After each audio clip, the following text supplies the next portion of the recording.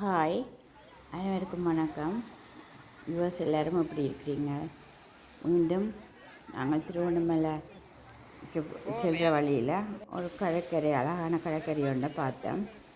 அது புல்மூட்டைகளையும் பார்த்தோம். இதான் அந்த கடற்கரையின் முகப்பு பக்கத்தை பார்த்து கொண்டிருக்கிறீங்க.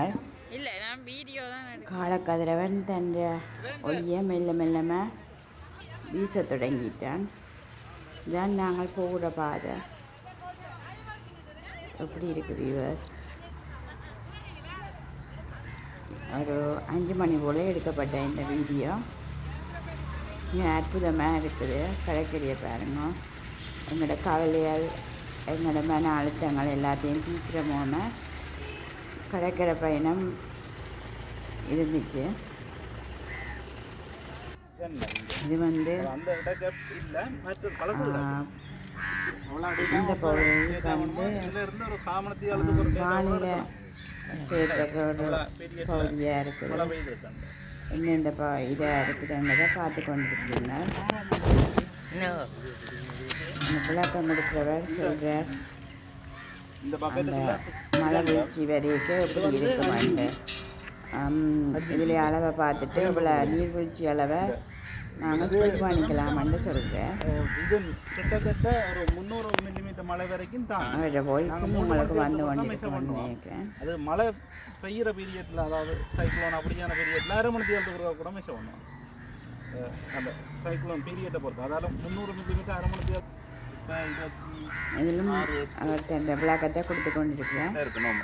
இது பெட்ரோல், இது மேக்ஸிமம் இந்தியன் மேக்ஸிமம் உள்ளான்றது இதில் இருக்கும். இதில் வந்து இந்த ஹாஸ்பிட்டல் அளவு எவ்வளவு தீர்மானிக்கலாம்ன்றதை ஒரு குறிப்பிட்டு கொடுத்துருக்கேன். இது என்ன பண்ணால் நீங்கள் போனால் திரும்பி போகக்கூடாது, நீங்கள் பார்க்கலாம். அதனால தான் இப்படி கிடையாது வச்சுருக்கிறேன். வர்றது திரும்பி போகாது. திரும்ப என்ன ஒன்று கொடுத்தேன். 8:30க்கு ரீசெட் பண்ணுறது. அந்த ஹாஸ்பிட்டல் உதறி போட்டு வைக்கிறது. அதே மாதிரி தான் இன்றைக்கு உதறணுன்னு இந்த வந்ததெல்லாம் திரும்ப பழைய நிலைக்கு போயிடும். படம் அது மாதிரி இதில் அந்த ஈரழிப்பை பொறுத்து இது இழுபடும்.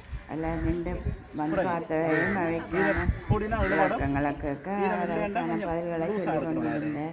அந்த அதை வச்சு கொண்டு கிட்டத்தட்ட இது சுற்றி கொண்டு புவியியலை நோக்கினதாக தான் இருக்குது. நீர்வீழ்ச்சி மட்டங்கள் எப்படி அதை செயற்படுற விதம் என்றதை பற்றி அவர் குறிப்பிட்டு கூறிக்கொண்டிருந்தவர். முதல் வந்து ஆட்டோமேட்டிக்காக இருந்தது. அதாவது ஆட்டோமேட்டிக் பற்றி இலங்கை ஃபுல்லாக அடிக்கும்.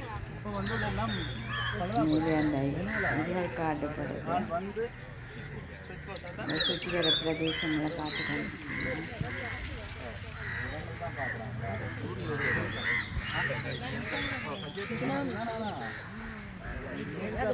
அந்த முழுமையாக விடியல் தெரியும்.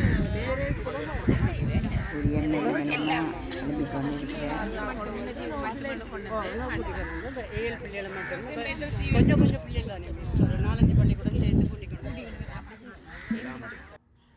மூடி வச்சிருக்கிறதே கொஞ்சம் எஃபெக்ட் பண்ணும் தான். நான் மழை வீழ்ச்சியை உள்வாங்கின இதை தான் சொல்லி கொண்டிருக்கிறேன். இதை விட எங்கள்கிட்ட நிலத்துக்குள்ள வைக்கிற தெர்மோமீட்டர்ஸ் கொஞ்சம் இருக்குது. நிலத்துக்கு உள்ள களஞ்சியப்படுத்தி நாங்கள் வச்சிருக்கிறோம்ன்றதை விளங்கப்படுத்துகிறேன். சில குறைபாடுகள் இருக்கிறதையும்